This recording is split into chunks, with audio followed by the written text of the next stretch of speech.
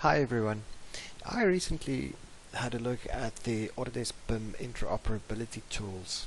It's a tool set that can interface with Revit and Navisworks to help apply standards across a BIM project. It includes things like custom standards. In the case that I'm going to deal with today, it's a recently released standard from the Association for South African Quantity Surveyors, but it could just as well be a unit class classification used in the UK, some such standard from around the world. And we're going to see how can we cast such a standard to be used with our Autodesk Classification Manager. You can see it's one of the tools. It's free for download. You don't have to pay for it. And then even here you can see there's quite a bit of help available. There's some videos that you can watch to show you how to get along with the Classification Manager.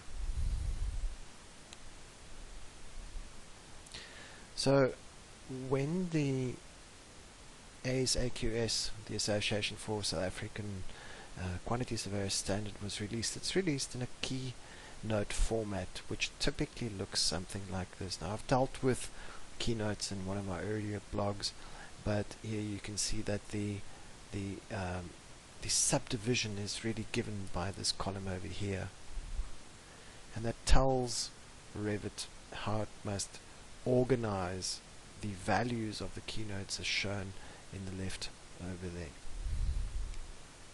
This is not the format that is required by the Autodesk Classification Manager. Instead, if you browse into the installation folder, it's a 32-bit application, so it's a program files 86, Autodesk Classification Manager, in this case 2018. You'll see here that they've got some databases, already existing databases for some of the standards, including the UK, IFC for Revit, and so forth. But there's also one that says custom. And this custom database, this custom file, really gives you a few tabs. The first is an instruction on specifically how to go about and what the elements within this worksheet is. I'll try and simplify it for you, but just note also that on the first page there is the code, the internal code for a Revit family category. So if you look at a door, for instance, that's -2, 40 is 23, and these are the existing Revit category identifiers within Revit.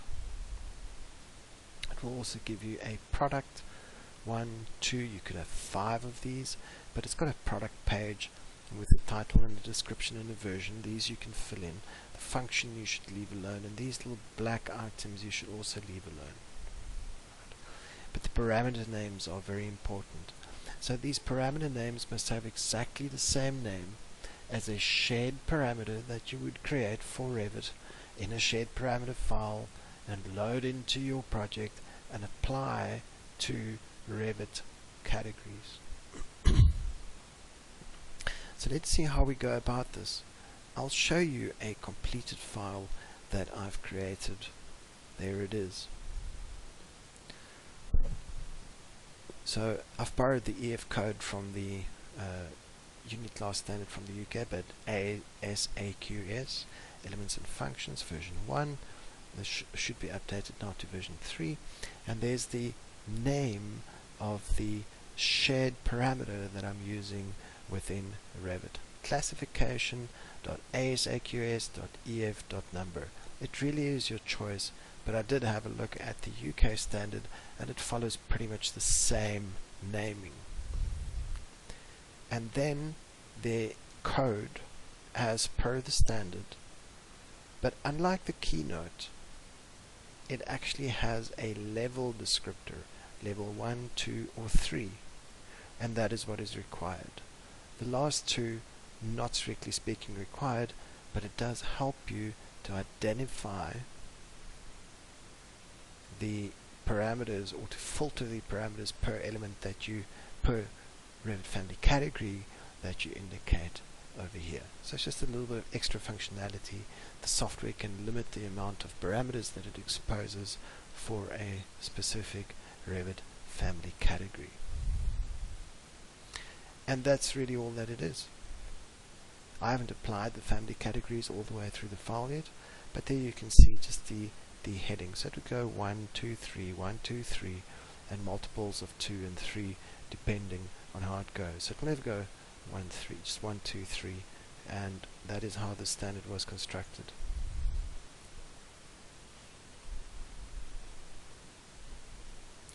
So to give you a little bit of a different view on what we are doing, here you can see a typical level of development specification for a standard across 3 phases of the design: conceptual, design, and detailed. What this table does is, once filled out, it will tell whoever's responsible for modeling up such families to which level of development it must be modeled up in a conceptual, design and detailed phase. I've used some color coding over here and also some line elements within the Excel file to indicate that the first level over here is looking at primary elements. Scroll down, all of that is 1. And when it changes into 2, it looks at specialist installations, and if I remember correctly, there's also a third one, equipment. That is then further broken down into subcategories and 1 level further as well. So we're looking at the substructure, the ground floor, the structural frame, the external facade, the roofs, internal divisions, partitions, floor finishes, internal wall finishes, ceilings, fittings, and so on. So very much something that the quantity surveyors would be interested in, and of course these codes can be entered into Revit in some or other form.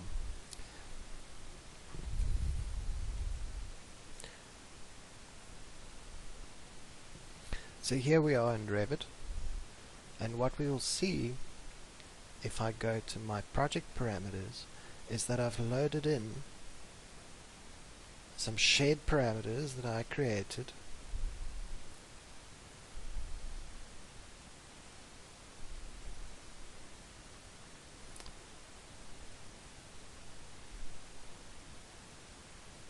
into my Revit model, and I've just from the outset applied that to every category and subcategory that I could find. Now in this case I created it as an instance property because I wanted to see whether I could map that to Navisworks, and indeed I can.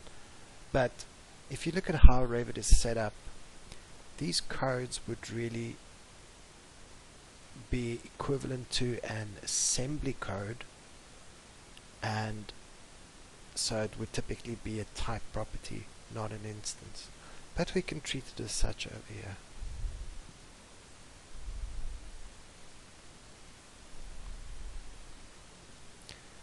So if I place a door, what's left for me to do? Well, on my add-ins, the Autodesk Classification Manager, I can choose the setup to browse to a file of my choosing. If it doesn't want to go there, then use your toggle to a previous one and then go back. It will open up the dialog. You can then browse to the respective folder of interest.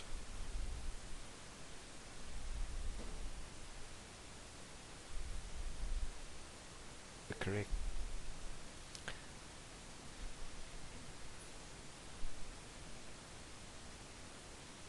The file should also not be open when you attempt to do this.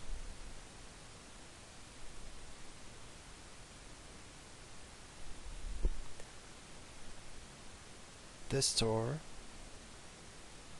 looking at its properties, it's got the project parameters assigned to it, but no values yet. So that's also quite simple. select the item that you're interested, item or items. Of course, you can right click and select the same elements in the entire project, and then filter them out if needs be. And then on our add-ins, Classification Manager, we then assign the classification, and here we will see there's our doors.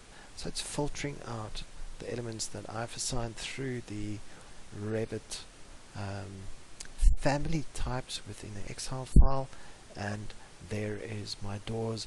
I click finish, and I can see it's populated my parameters with the correct codes. These might, as I mentioned, also be type parameters, which could be populated in exactly the same way. And to my understanding, what such a standard like this should really be equivalent to within Revit is the type property called the assembly code. There you can see the American Uniformat classification, the same kind of idea for quantification, and that is available to us not only through a door, but also or loadable families or hosted families, but also hosting or system families also have this property. It's called the assembly code. There we can see the assembly code. Yet another way in which you could apply this, instead of an instance property, use it as a type property. It can map both to system families as well as to loadable families. So this concludes the short presentation on how to take whichever standard you would like and apply that standard as project parameters, either type or instance, to Revit families, be they system or loadable. These of course can now also map through into Navisworks for further quantification management. A fantastic tool wherever you go in the world, provided that the protocol is set up to support it.